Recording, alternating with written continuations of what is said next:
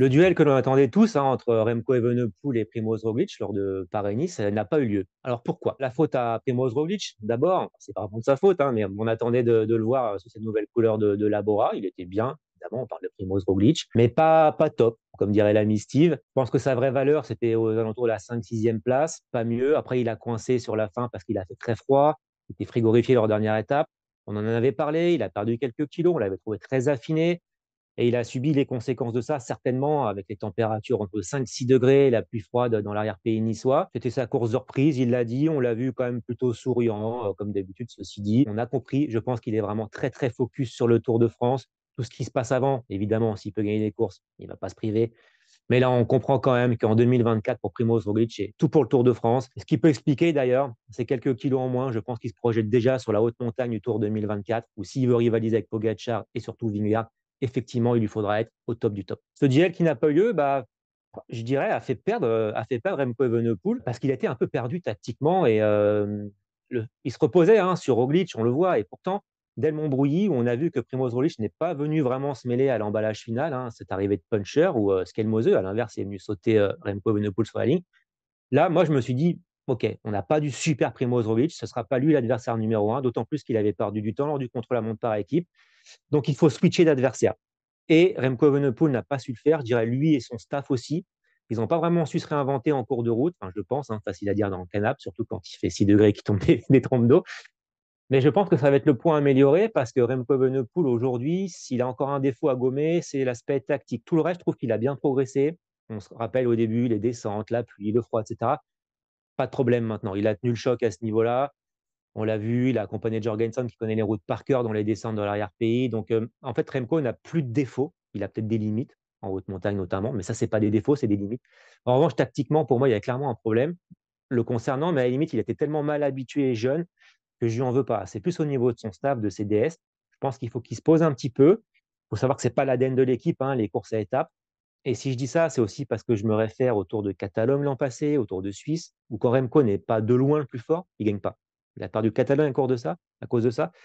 Le Tour de Suisse à cause de ça, Paris-Nice à cause de ça. Ça fait quand même beaucoup en termes de palmarès. On parle de très très belles épreuves World Tour et ça ne peut pas durer comme ça. L'exemple frappant, c'est dans l'étape de la Col sur Loup.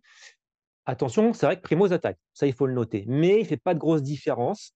Remco revient sur lui au train et les autres aussi, ils s'en vont pas tous les deux. Donc Primoz était fort, mais pas super super. Là-dessus, ça contre, ils partent à 3. Donc McNulty, Jorgensen, Skelmose, c'est quand même pas rien. Et on les avait vus déjà très forts. Donc ces trois-là, tu peux pas les laisser partir. Un, oui, ok. Trois, non. Remco, j'imagine, se retourne, regarde Roglic, il y va pas, ça part. Mais dans la voiture, on les voit. Nous, dans notre canapé, on l'a vu. Dans la voiture, ils doivent le voir. Donc c'est tout de suite, Remco, vas-y. Parce qu'il a les jambes, Remco. Il a prouvé après, samedi, dimanche, qu'il était suffisamment fort pour les suivre. C'est pas une question de jambes. Donc ça, c'est une erreur tactique de Remco d'abord, mais surtout, je pense, dans la voiture, on a manqué de lucidité à ce moment-là. Ça fait qu'ils ont pris 1 minute derrière ces trois coureurs et le général s'est joué là. De toute façon, sinon Remco aurait gagné. Attention, il n'était pas plus fort que Jorgensen. Mais malgré tout, il aura gagné. Et c'est là où il doit progresser. C'est sans être le plus fort ou sans être beaucoup plus fort, il doit quand même gagner des courses Remco. Et là, c'était vraiment manifeste ce vendredi. Roglic, 10e à 5 minutes. J'ai regardé le 15e à 15 minutes, le 20e à 20 minutes. Une course extrêmement difficile Paris-Nice. Donc, c'était solide de la part de Remco Evenepoel, à défaut d'être brillant. Et je pense qu'il a 1, 2 ou 3 kilos en trop pour être au top du top. Pas de stage en altitude. On sait que chez lui, ça lui fait passer un gros cap. Ce sera le cas avant Tour du Pays Bas. Donc, on verra. À l'inverse du vainqueur, Jorgensen, qui lui était parti au TID, ce fameux volcan. Donc lui, il a bouffé du kilomètre en altitude et c'était son objectif individuel, bien sûr, de la saison à l'américain. Il ne s'est pas raté. Il n'aura pas d'autre occasion. Il sera équipé notamment sur le Tour de France de Vingegaard. Imaginez un peu le niveau des équipiers. Je pense qu'il était au même niveau, on l'a vu dimanche, au même niveau que Remco Evenepoel. Il avait perdu un petit peu de temps au niveau du chrono par équipe. Il a très bien couru, lui, pour le coup. Il a fait tout à la perfection, vraiment. Il était presque, d'ailleurs, on l'a senti vraiment en mission cette semaine pour remporter ce Paris-Nice. Il savait que c'était un one-shot pour lui. Et il le mérite vraiment largement. Il a tout bien fait. C'est une très, très belle victoire pour lui, la plus belle de sa carrière jusqu'à présent. Et c'est tout sauf un déshonneur pour Remco Evenepoel d'être battu par Jorgensen, même si sur le papier, on se dit, bah ouais, si Remco est même pas capable de battre le 3 ou 4e dans la hiérarchie chez Visma Leasebike, qu'est-ce que ça va être face à Vingegaard? Oui, de toute façon, Vingegaard sur le Tour de France, pour moi, est super à Remco. Mais attention, il faut surtout pas sous-estimer l'Américain. C'est un très très beau coureur. Il a fait vraiment un très très beau Paris-Nice. Alors j'ai parlé de l'aspect tactique de Remco Evenepoel tout au long de ce Paris-Nice. La prochaine étape, en course à étapes, c'est le Tour du Pays Basque. Et bah, là, il va y avoir Vingegaard. L'ogre Vingegaard en route pour le Grand Chelem, hein. C'était mes pronos en début de saison sur les courses à étapes.